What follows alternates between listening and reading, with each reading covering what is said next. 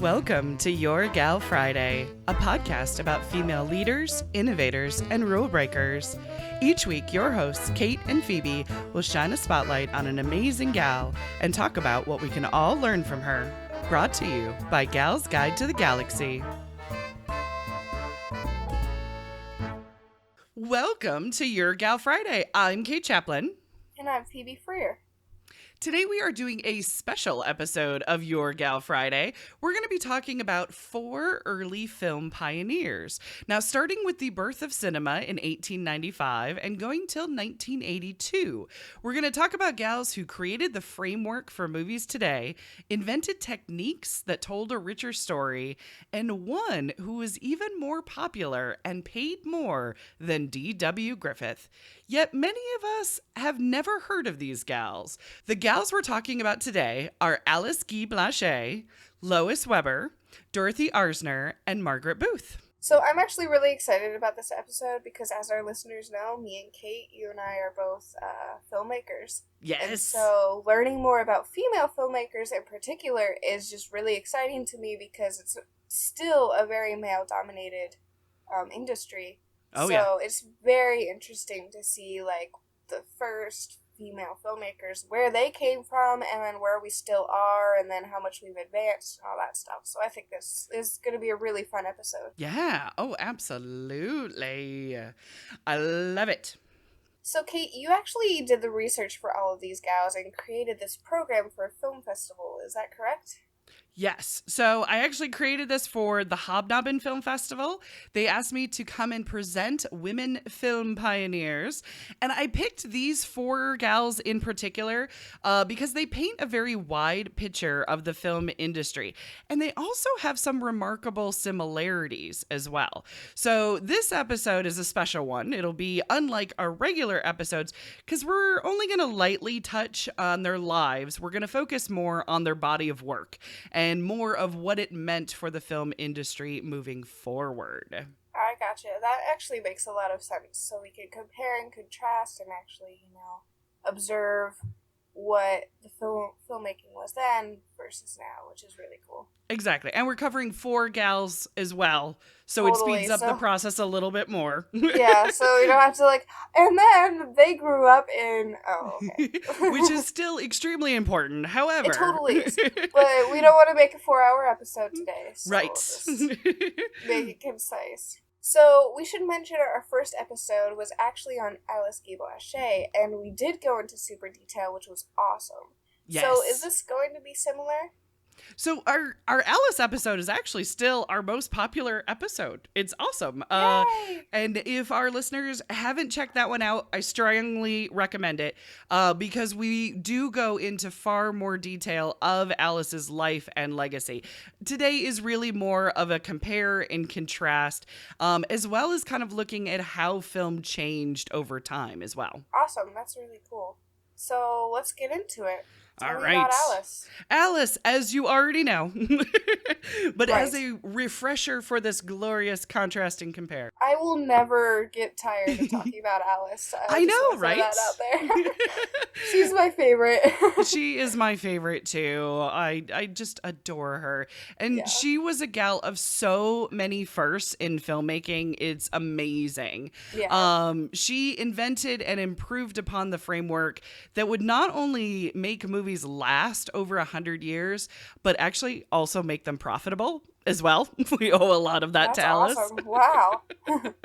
So really quickly, Alice was born in 1873 in France, and while she worked as a secretary for Gaumont, which at the time was a still photograph company, she attended the Lumiere Brothers event that showcased moving pictures of workers leaving the Lumiere plant in Lyon. Now, the brothers showed this at various exhibits of this new technology, and they wondered what the uses could be. And so something clicked in Alice, and she wrote in her autobiography, "I thought I could do it better." and she did. So she Yeah. thought it would be more exciting to tell a story in a moving picture, and she asked her bosses at Gaumont for permission to make a film on her lunch break, and she made The Cabbage Fairy, which is considered by many to be the very first narrative story film. Now, there are some historians that will disagree and poo-poo on it. Right. I just had a random thought. Yeah. Did she have to ask for permission to film on her lunch break because she was using their equipment? Yes, because of the equipment. She wanted to borrow the Okay. equipment. Yes. Because I was like, the wait a equipment minute. was brand Her new. Yeah. lunch break is her own. Wait a minute here. Right. Very true. Very true. That makes more sense. Yes, they probably had it like, we don't know what to do with this. It's in a storeroom somewhere, trying to figure out a use for it. Or maybe somebody else was going to be borrowing it. So it was, is it available for me to borrow on my lunch break? And try my hand at this newfangled motion picture thing. I love it. Yes, absolutely. So now, when it comes to Alice being recognized as the very first filmmaker to create the narrative film, it's a very good, strong chance that it was her, because history has not been very favorable to Alice. Google isn't even nice to Alice. I know. Yeah. It's really sad. I know. If you just put in the search the very first narrative film or first narrative film, it comes up with The Great Train Robbery of 1903 by Edwin S. Porter. But, Phoebe and I, we can do math, right? We can do math. We can math. Right. And The Cabbage Fairy came out in 1896. That would be before The Great Train Robbery. So interestingly enough. Even in my basic film courses, I knew about The Great Train Robbery being the first. Exactly. But I watched it before. I'm like, oh, didn't hear about this. Of course, right? Yep, that's the one we hear about. I mean, it is important to note that in this time that we're talking about, film was so new. And it's not the industry that we know today, where we have the Internet Movie Database, IMDb. It was seen as something then that would not make money. It wasn't seen as having a commercial value. And I guess your friend indie filmmaker, some things haven't changed. Too harsh. Oh, but so true. But painful filmmaking jokes aside, the records of films, and in fact the films themselves from the late 1890s, were not seen as something that have a shelf life. I mean, many of these films that we're actually going to talk about today have been lost, are missing. Prints of them are very, very hard to find. Also, a little bit more context of the time period that we're talking about. Now, the major players that historians will cite are the Lumiere brothers. Now, the Lumiere brothers, they made about 50 films themselves. Georges Méliès, he made about 500 films. And D.W. Griffith, he made roughly about 500 films as well. So now, Phoebe, you know this. Tell the good people how many films Alice made. This makes me so happy. Alice made over 1,000 films. And What? 22 of I know. And 22 of them were feature length. That is amazing. Right? I love it. Absolutely. She was a visionary filmmaker as well. She combined special effects visuals. She used hand tinting colors. She ran films backwards. And here's another fun fact for our listeners that will make you that person on trivia night. Phoebe, do you remember being told what the very first film was that used synchronized sound? I do. It was the jazz singer. Right. So I was told. So you were told the jazz singer, as was I. Yes. And that will probably win you on trivia night. However, the jazz singer was released in 1927 using the Vitaphone, and that is a record-like disc that accompanies the film.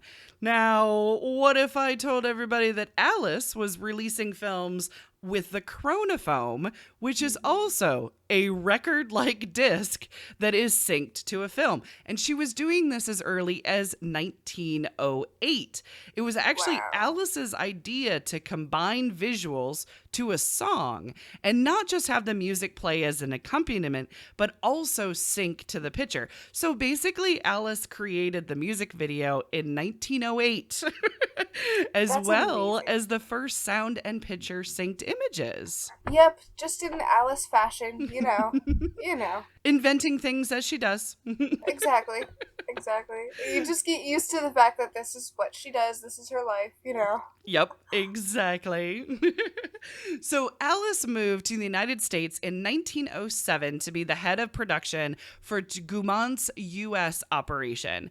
And a few years later, she opened her own film studio, the Solax Company. She opened it with her husband, Herbert, and George A. Maggie. And they opened it in Fort Lee, New Jersey. So they actually created a state-of-the-art facility with in-house film processing, stages with glass roofs, state-of-the-art stages, set fabrications, costume departments, and administration services. This made her the very first female studio owner, and that place was massive.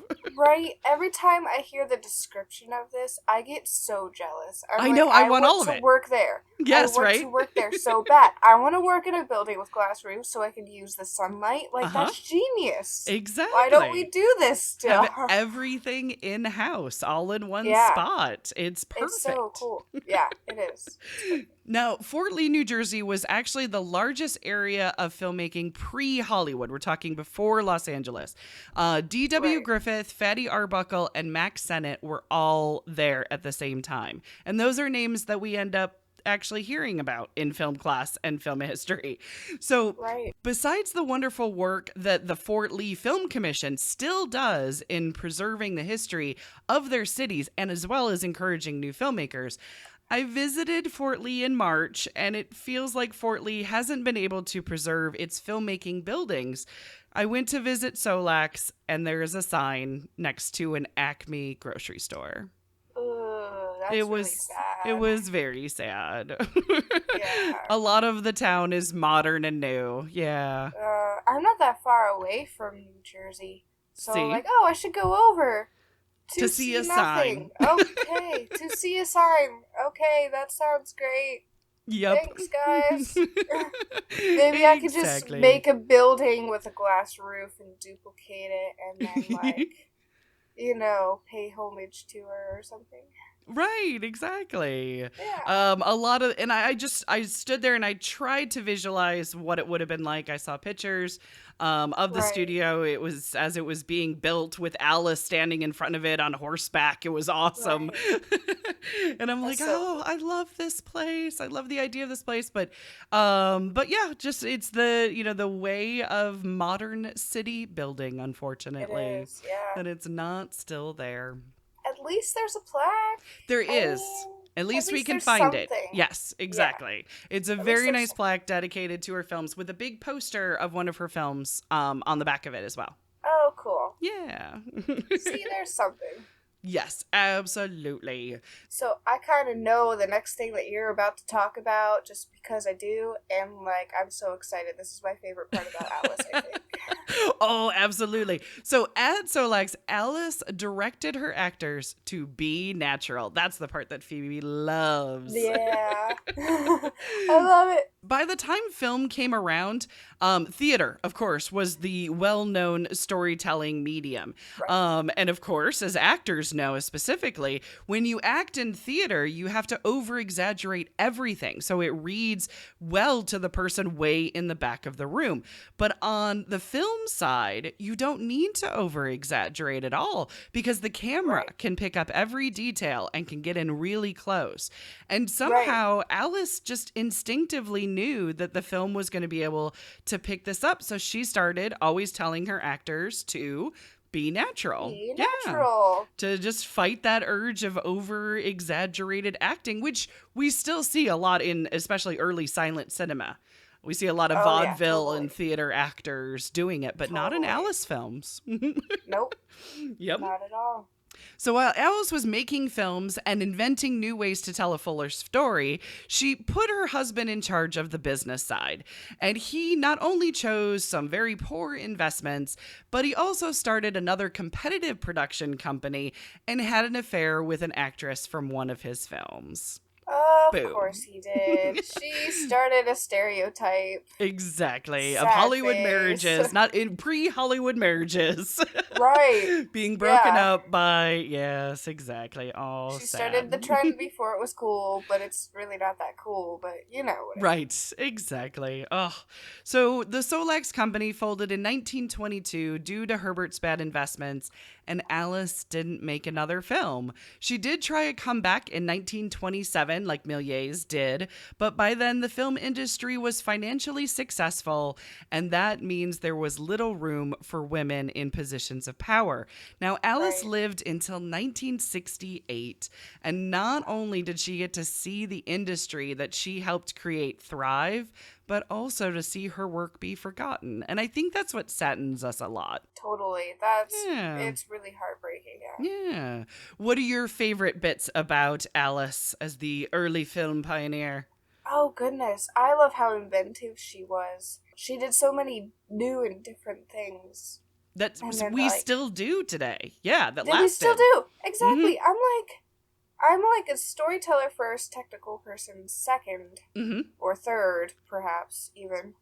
And I'm like, I don't know. I can't come up with technical stuff out of the blue, just out of the hat, like without prompting. Not very Right. easily, at least. She did that like 5 times. Like, Right. how do you even? The people around her must have been so intimidated, you know. Yeah. I think she always was going through the funnel of what does the story need. And so she was Totally. inventing things and creating things that fold the story more. It was a story Yeah. focus to me too. Yeah. Absolutely.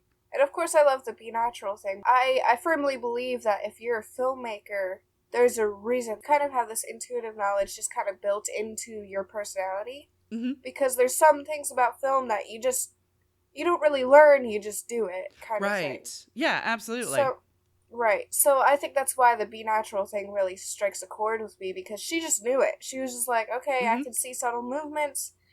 The people won't, or the audience won't relate to it as well. So Right. be natural. Like that Yeah. is just, it just shows me her character so much that like she really was a Phenomenal. filmmaker, like through Yeah. and through. Oh my gosh. Yeah. And it helps me like relate to her. Oh, I have ideas that are like this that Mhm. like maybe don't make sense to other people, but I know it'll work because I know film. You know, Right, or, exactly. Like, film It's is a in my blood. craft and you've studied it and you've absorbed Right. it and you've Right. tested it. It's one of those things where it's like trial and error is very much film. Right, exactly. Alice is like very dear to my heart, we'll say. Yeah. She's an amazing inspiration for any independent filmmaker out there. I think there's a Absolutely, lot more yeah. you could probably learn from Alice than you could learn from some of the other ones that are taught in film school, like Méliès and Griffith Oh my and gosh, Lumiere. yeah. Oh my gosh. I learned more about Alice than I did than the ones that you just said. I was like, Right. I definitely learned more about Alice than them. Like, Right, okay, exactly. they're great, but like, Alice is the one who needs a movie made about her. Yes, exactly. And supposedly there is a Kickstarter that did get funded. So Right. hopefully there is a documentary coming because, you know, with Kickstarter, there's always the risks. Right, exactly. And it takes some time. So It takes some but, time, but there's hope. there's There's really hope. It's probably happening. Probably. Yes. Well, now Alice actually opened the door for our next gal, and that is Lois Weber. So That is where I am all new. all new information to Phoebe. Lois is Yep. pretty cool too. I think you're going to like her as well. So while Alice was working at Gaumont in New York, she met Lois and she was a chronophone singer. So Alice Ooh. recommends Lois as as a scriptwriter and director. So now, you know how Alice was mostly a filmmaker and an innovator and a storyteller? Right. Lois was one of those more actress, writer, directors. She was one of those triple threats. You know what I mean? That's awesome. Right. Oh my gosh. So she would be in front of the camera, she would write the stories, and she would also direct them as well. So Lois made between 200 and 400 films. Now, many of these were co-directed by her husband. It's one of those things that's duly worth noting because, especially as some filmmakers statistics love to do, they look at co-directed efforts versus solo efforts and they separate them out. So it's important to mention it. So now in 1912, Lois moved from New York to Los Angeles. A year later, she was voted the first mayor of a brand new city called Universal City. What? That Universal City where Universal Studios is. Yes. What? She was the very first mayor. That's right. So Lois branches our New York filmmakers to now the starting of our Hollywood filmmakers. Yay! And because she's on the Hollywood side, though, the very early film claim to fames are actually given to her. Because Hollywood wanted to reinvent itself and separate itself from the East Coast years. So you will see things that Lois being credited as the first female director of a feature film, The Merchant of Venice. However, two things. Number one, it is a co-directed effort. And also, Alice made a feature film in 1913. So that's where sometimes you'll see that she's the first to make a female to make a feature film. But we're looking at Hollywood years versus New Jersey and New York years. It is also said that Lois is the first woman to own her own studio. But again, Alice did that 7 years before her. Hollywood with their separations. Aren't they? Yes, I know. So it happened. Oh, do not pay attention to the women behind the curtain. Right, exactly. Always pay attention to dates because, again, we can do math. However, Lois was wonderfully inventive, and I think she was quite a bit more daring than Alice, especially when it came to the subject matter of her films. Now, Lois was the very first to use split screen technology in her 1913 film Suspense. She had 3 separate scenes in 3 locations happening at the same time on the screen. It was quite interesting. Her film Hypocrites in 1915 also had the very first female nude scene. She was a daring one. And she also covered some very daring subject matters too. In 1916, she had a film called Where Are My Children, which discussed abortion and birth control. So she was not shy, So in 1914, Bertha Smith estimated that Weber's audience was 5 to 6 million people a week. And that she was as famous as D.W. Griffith and Cecil B. DeMille. She had a huge following. That is a lot of people. Yes. That is in a week. Yep. That's impressive. Yeah, it's really impressive. Oh, absolutely. In 1915, she worked for Universal and she was the highest paid director. Not the highest paid female director, the highest paid director at Universal. So studio owner Carl Laemmle, who was actually known more for his frugality and cunning business sense than any kind of philanthropy, he said of Lois, "I would trust Miss Weber with any sum of money that she needed to make any picture that she wanted to make. I would be sure that she would bring the money back." That's awesome. That's a studio head believing in you 100%. Right? It is quite amazing. I can get a little of that over here, so, you know. To have that kind of support and also just that much of an audience, you know what I mean? Audiences really loved the films that she made, and so they made money. Now, in 1917, she was the only woman granted membership to the Motion Picture Directors Association. She also opened her own movie studio, which was Lois Weber Productions. And then later, Famous Players Lasky, which became Paramount Pictures, they had a distribution deal with Paramount at the time, and they agreed to distribute all of her films from her own studio. Unfortunately, this would be short-lived. Oops. Yeah. So her marriage started to fall apart and she really resisted the assembly line style of Hollywood films at the time. She really wanted to concentrate one film at a time. She really wanted to be an auteur. And she was one that actually shot her films in sequence, which is crazy. I would love to do that, right? Honestly, I don't think there's a single film I've ever made that was shot in sequence, ever. Right. Like, yeah. Even the simplest, even when I was starting out, I was like, no, it makes no sense to film it then. It makes more sense to film everything now. Right, exactly. We're here now. We'll film this part. We can get here first, even though it's the end part. Yeah. Yeah, exactly. Yeah, I've literally filmed more ends first than I have beginning scenes first, if that made sense.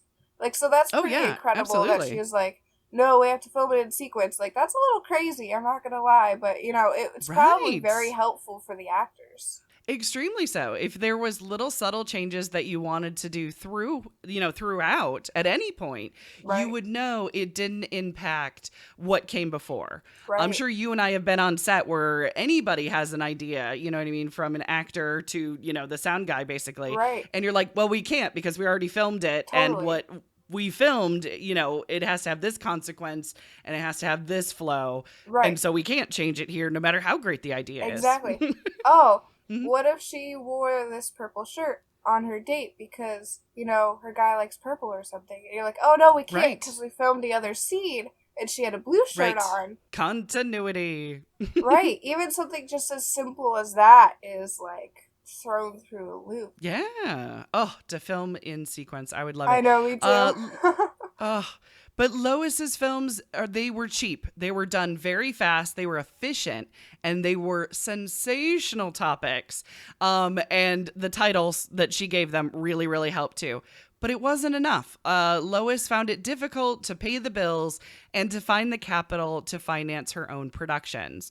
So what she did is she went to Louis B. Mayer, and she made 2 films for him. Then she went to Paramount and she directed 5 films. So these 7 films gave her enough money to then buy the land that her studio was on to give her more financial stability. Yes, exactly. She put it right back into her own company. By 1920, she was considered the premier woman director of screen and the author and producer of the biggest money-making features in the history of the film business. Holy cow. I know, right? But once again, it would be short-lived. It's so crazy how things fluctuate like that. It's just like extreme high, extreme low. Extreme high, extreme low. And the reason for it this time was it was the 20s. It was the jazz age. Yeah. There was the flapper girls. There was this focus on fun and escapism. And Lois was making films about marriage and domestic life. She had titles like To Please One Woman and Two Wise Wives and What Do Men Want? Right. So her films and her views started to become considered quaint, and she fell out of favor, and the Paramount contract was canceled. And her production company financially collapsed. Yeah. Scraggy. So she had a nervous breakdown, like you do. Like you do. Yeah, of course. Like you do. It happens. It's understandable. Right. And she took a 2-year break away from movies. Wow. But in 1925, she came back. And she came back to Universal. What? And Carl Laemmle hired her once again, and he hired her to be in charge of the story development for their adaptations of popular novels. Now, Universal had already had success with The Hunchback of Notre Dame, and Lois came in to work on the re-edits of Phantom of the Opera. She also worked on an adaptation of Uncle Tom before getting a new distribution deal with Universal to direct her own films. Yay. So once again, she was the highest paid woman in the business. Oh my word. She was back. She was right back again. I think Phantom of the Opera is one I've actually seen. Ah, the Lon Chaney version is the one that she worked on the re-edits for and saved it apparently to some testimony. Wow. So yeah. But it was short-lived. Again, ups and downs and ups and downs. She was attached to direct some of the films that came up, but then she was taken off the projects. So she went to United Artists, and she went there as a script doctor. And her good friend, Frances Marin, who is a screenwriter, who I hope we cover one day because she's awesome, she helped her get back on her feet as well. Lois's final film as a director was a director for hire gig for the Seven Seas Corporation, and it was called White Heat. It was her last film, and it was her only talkie that she ever made. Oh, wow. So 5 years later, she died of a bleeding stomach ulcer, and she was only 60 years old. Wow. Now, the thing about Lois is she anticipated the possibility of film to do even more than what it was doing. She wanted both color and 3D. She really did. How does she want 3D? How does she know what 3D was? I know, right? Exactly. What the heck? These people are so inventive. Yes. They're way more inventive than I am. I need to be more inventive. Okay. Okay, I'll work on that. Got it. Exactly. They probably didn't call it 3D. They probably called it an immersive experience or something. That makes you know what I mean? To sense. that effect. So like the images felt like they were popping off the screen, or sound effects or smoke effects or water to make it 3D, 4D. Sometimes we call it 4D. Right. Okay. That makes sense, but that's still way more inventive than I know, right? Possibly am. So, okay. Got some standards to beat here. It's also one of those things, when you're in the moment and you're creating new things, it's hard to know what is going to be revolutionary at that time and innovative at that time. Yeah. It's only when you look back where you're like, oh, that thing? Right. That I thought was a great idea is now groundbreaking? Oh, okay. Oh, that's cool. But Lois also advised young women to avoid filmmaking careers. She's very famous in telling women to just stay away from making careers. That's kind of disheartening. It's like, it is. But you see her ups and downs, though, and you're like, I get it. Honestly, to be perfectly honest, most of the time when people are like, oh, should I be a filmmaker? I'm like, you're asking the question, so probably not, because you're questioning it. If you're questioning it... Right, exactly. You've got doubt in your voice. Exactly. If you're doubting it, then no. If there's doubt that this is your passion, then you should probably, find a new one. Because, I'm not usually that harsh. Film is hard. That's what I tell people, right off the bat. I'm like, exactly. This is hard. It's not easy. If you want to do it, you gotta love it, and... You survive on love and passion. Exactly. And coffee. Yeah, lots of coffee. So much coffee. So, I get it. I wouldn't say... everybody should avoid filmmaking, but I do understand. You've got to love it a whole bunch. There was an article that I read, and I cannot remember the author that wrote it, but he talked about the amount of passion that you have to have going into a project is so high, is so insurmountable. You have to love the project you're working on more than you love your favorite movie of all time. Yeah. Because as you work on it, you start to hate it a little. Yeah. So if you're bringing the bar down from, I love this more than anything I've ever seen, to, it's okay. Right. Then you're good. Right. Then you'll make another one. Exactly. Instead of this movie's kind of okay, to, oh, I hate my life. I hate the world. I hate everything right now. Yeah. Right. You don't want to get to that level because you won't make another film. Right. Exactly. So should we move on to our next gal? Yes, I think we should. Who do we have next? All right. So next, slightly overlapping with Lois, is Dorothy Arzner. Now, Dorothy Arzner was born in San Francisco, and she grew up in Los Angeles. Her father actually owned a restaurant that many Hollywood people frequented. Ooh. Now, she wanted to be a doctor early on, and she also worked overseas during World War I in the ambulance corps. In the book directed by Dorothy Arzner, she was quoted as saying, quote, "I wanted to heal the sick and raise the dead instantly. I didn't want to go through all the trouble of medicine. So that took me into the motion picture industry." Well, that actually makes a lot of sense to me. It kind of does. It really, right? really we does. know this. Oh, yeah. I'm like, I like helping people. I don't like medicine. I don't want, I get really sad when dealing with sick people, but I like movies. And movies help people, and movies preserve memories. It totally makes sense. So at the invitation of her friend William DeMille, yes, the brother of Cecil B. DeMille, the other DeMille, That was one of her friends. On his invitation, Dorothy visited famous Players Lasky in 1919. This is also at the same time that Lois Weber was there, but I can't find anything of whether or not they met each other or they knew each other, but they were both at the same place at the same time. Right. Which is quite interesting. Now, on Dorothy's tour of various departments of the studio that would soon become Paramount Pictures, Dorothy said, quote, "I remember making the observation, if one was going to be in the movie business, one should be the director, because he was the one that told everyone else what to do." Pretty much. She hit the nail Right? on the head right there. Very observant. Yep. Yes, Yep. very key. Yep. So Dorothy actually started as a stenographer that year, and she would type up scripts, and she would get an idea not only of their format, but she would also learn very quickly of what made a good film script. Oh, that makes sense. So she moved from script transcriber, but she wasn't really a stellar typist. So after only about 3 months, she got a job in Paramount's editing bay. Ooh. She impressed the bigwigs on her work Blood and Sand, a film starring Rudolph Valentino. What she did is she intercut stock footage of an actual bullfight into the movie. The movie was about a peasant who becomes a championship bullfighter, and she saved the studio a ton of money and established her filmmaker eye. That's awesome. They really loved the idea that she could cut in stock footage and save them a ton. So, like, she helped, use B-roll and stock footage like we still Mm-hmm. do. That's pretty cool. Right. Exactly. Yes. And she got on everybody's radar by doing that too. Nice. She continued to get really high praises for her editing work. One source says that she threatened Columbia Pictures unless she got a directing job. Oh, wow.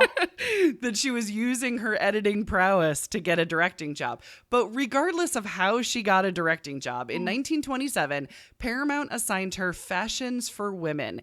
It was a silent film. It was about a cigarette girl who impersonates a famous model.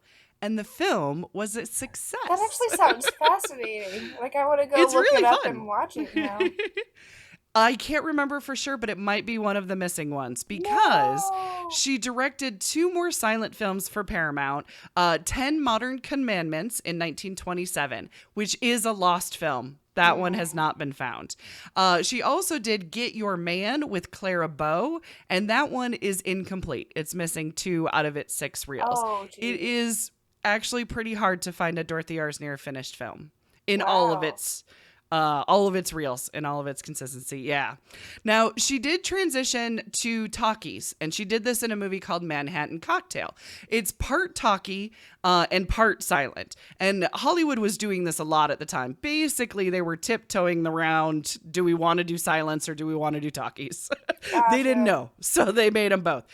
This is also a lost film, except for a montage sequence. That is all that exists of Manhattan Cocktail as well. Wow. Right? But now, in 1929, Wild Party was monumental for Dorothy in a lot of ways. Now, first, it was Clara Bow's very first talkie. Clara Bow was the very first it girl. She was very popular. People loved Clara Bow. And so the idea of it being her first talkie also made it a star vehicle for her.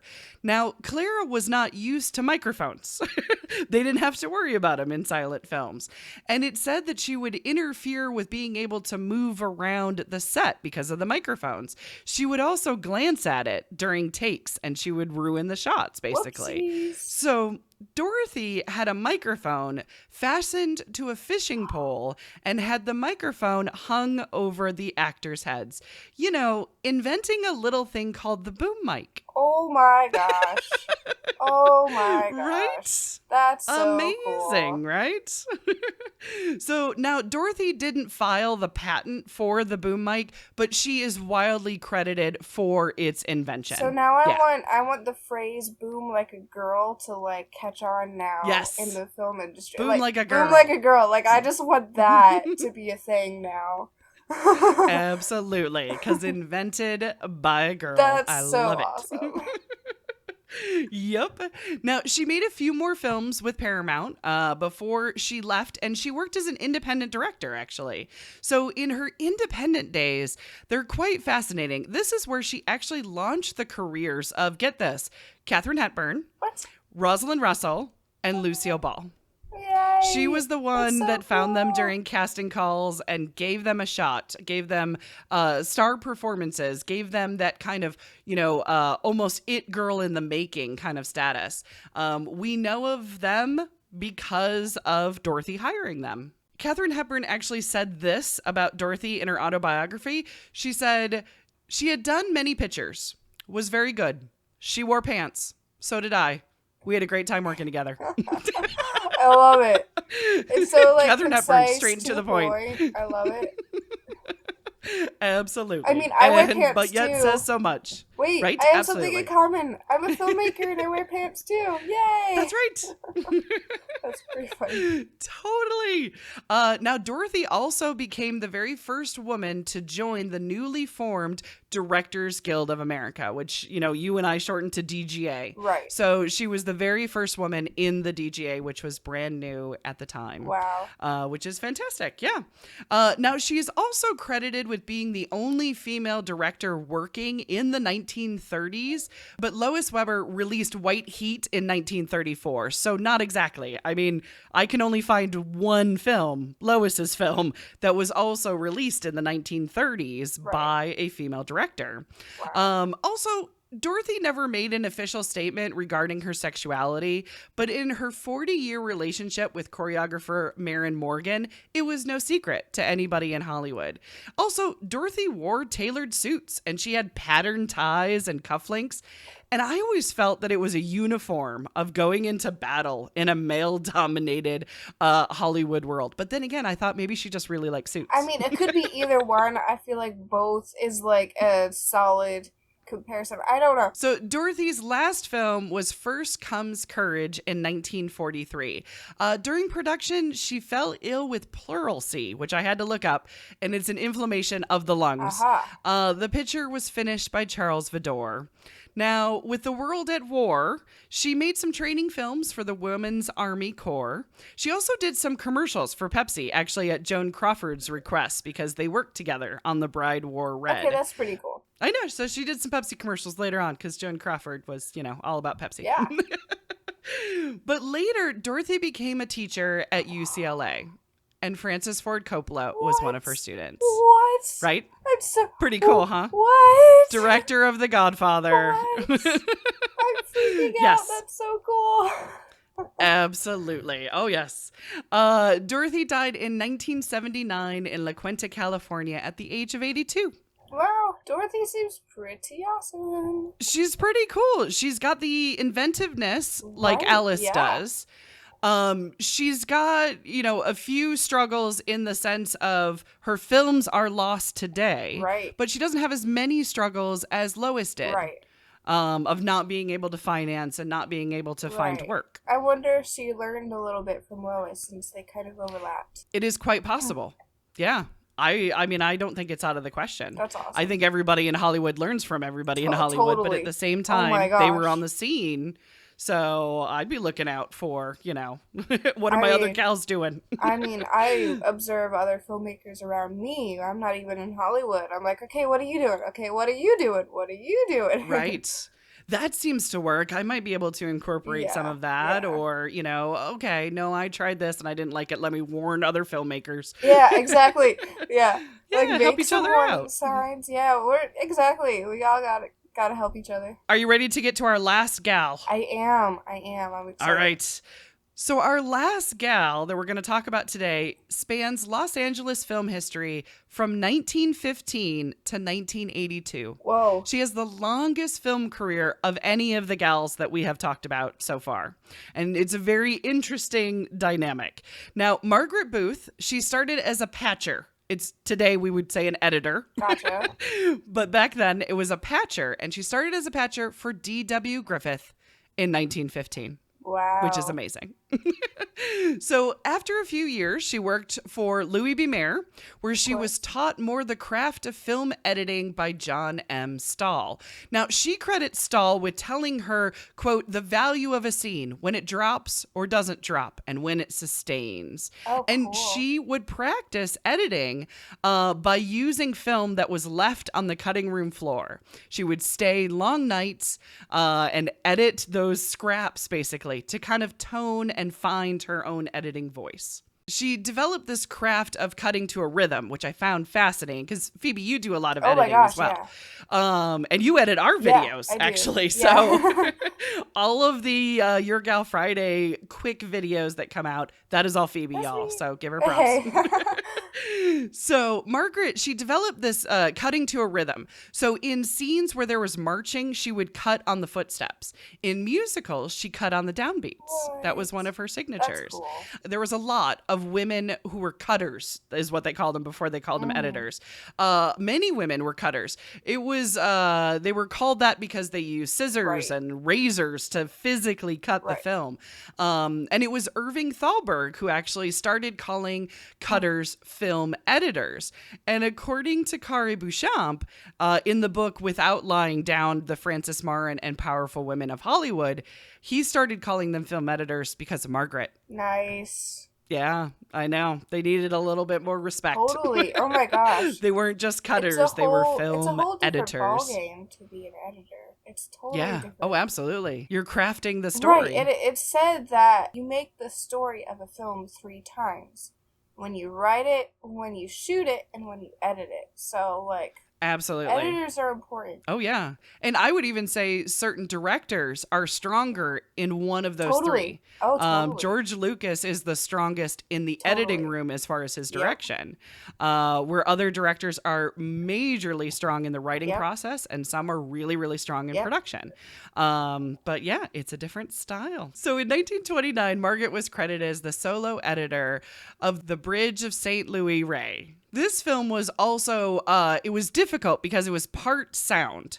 And so Booth became the go-to editor. So much so that actually Allie Aker wrote in her book, Real Women, that for 3 decades, no film left MGM without her imprint on it. And so that means, that means that some films she worked on, she did not get on-screen credit for, but directors and producers wanted her input because her skill was very desirable. Wow. That's really cool. Yep. So in 1935, she was nominated for an Academy Award for editing Mutiny on the Bounty, which is probably a film that a lot of people have heard about. Yes, Clark Gable. A film that she was an uncredited editor for, but did a lot of work on, also won an Academy Award, and that film's editing was Ben-Hur. What? She also worked on Ben-Hur as an uncredited editor. Wow. Yes. And that one did win an Academy Award for editing, where Mutiny on the Bounty was nominated but didn't win. Right. Yep. And now it has a remake. Right. Of course it does. But from 1924 to 1968, Margaret worked at MGM. She was a supervising editor. And so that meant that she worked on notable films specifically with her imprint on them were The Wizard of Oz, The Red Badge of Courage, and Geely. That's awesome. Right? That's absolutely. So later after MGM, she went to Rastar until she retired in 1986. Now at Rastar, she was the supervising editor. So she was supervising The Way We Were, Funny Lady, Murder by Death, and Goodbye Girl. Wow. Those are just some of the titles that they did at Rastar. She was also an associate producer at Rastar as well. And she did films Seems Like Old Times, The Toy, and she was the executive producer of The Slugger's Wife. Wow. Yeah. So cool. These are your classic 80s movies that I grew up with. Now, Margaret was also known to be quite a sassy gal. She actually preferred that directors stay out of the cutting room. Ray Stark at She knows what's up. Yes. She knows what's up, man.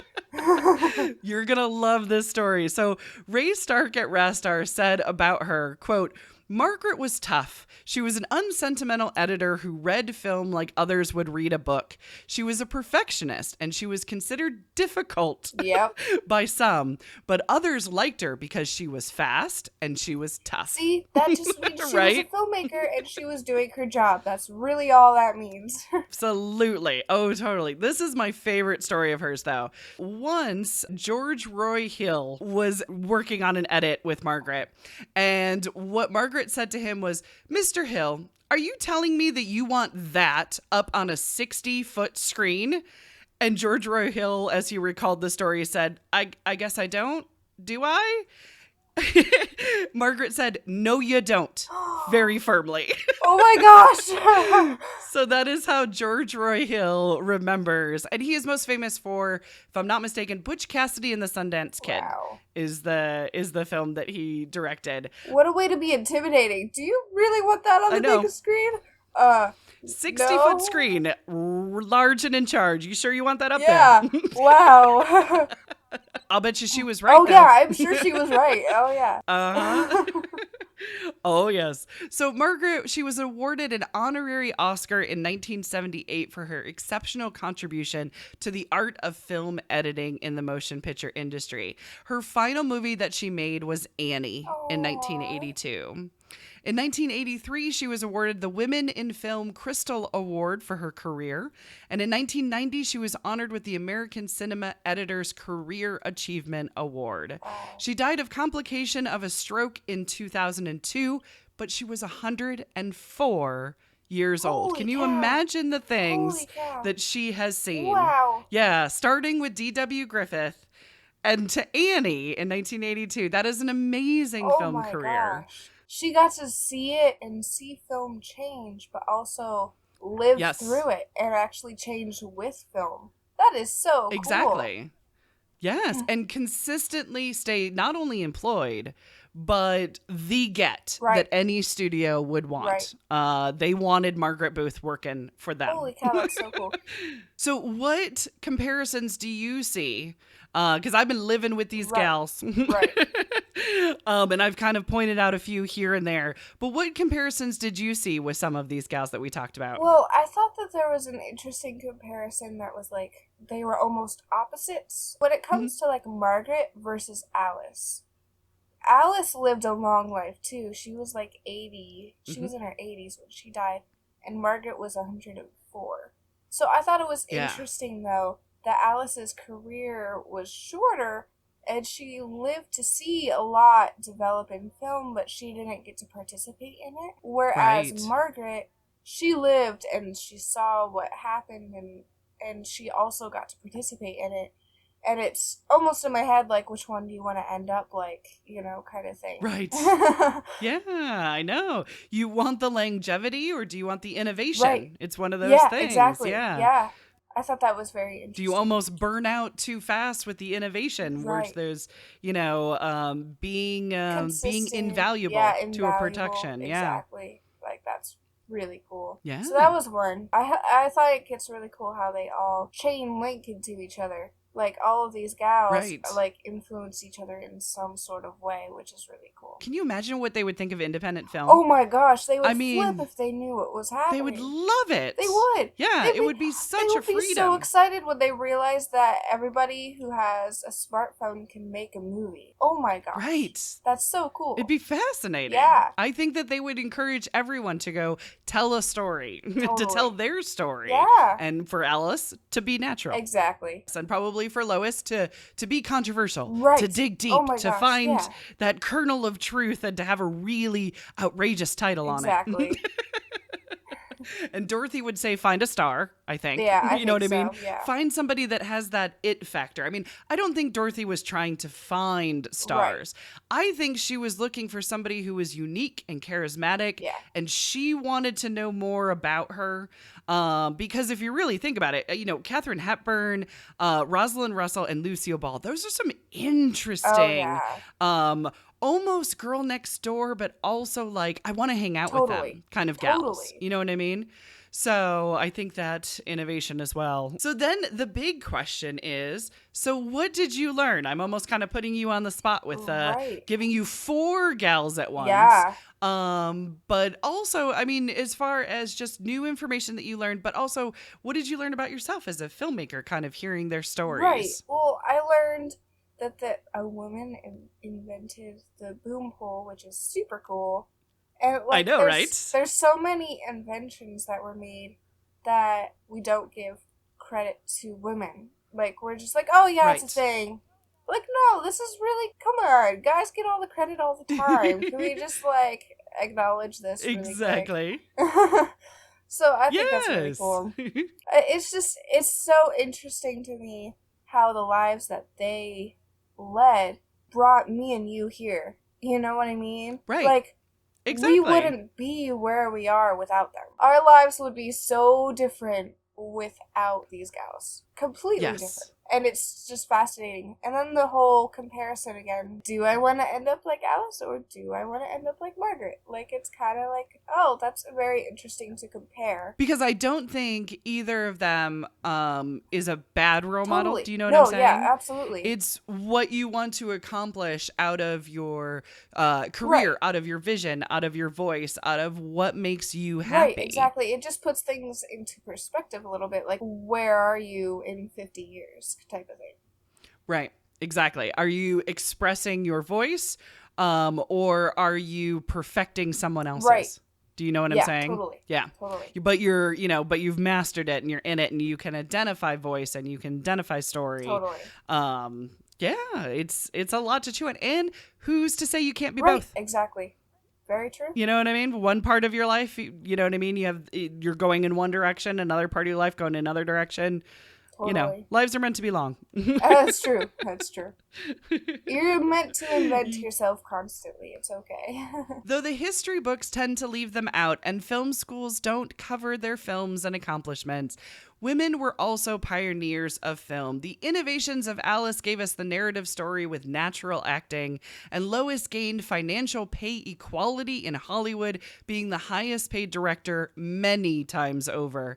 And Dorothy launched the careers of many of our favorite leading ladies, as well as inventing that boom mic. Yeah. And Margaret gave us a rhythm, and it's up to us to continue that cadence that these women started and remember the lives and the legacies of their lives as much as their male counterparts. Absolutely. That wraps it up for us. Thank you so much for listening to this special episode of Your Gal Friday. We will be back next week with inventor of the windshield wiper, Mary Anderson. Don't forget to subscribe and support us on Patreon. For more information about this week's gal or to check out our previous episodes, visit galsguide.org.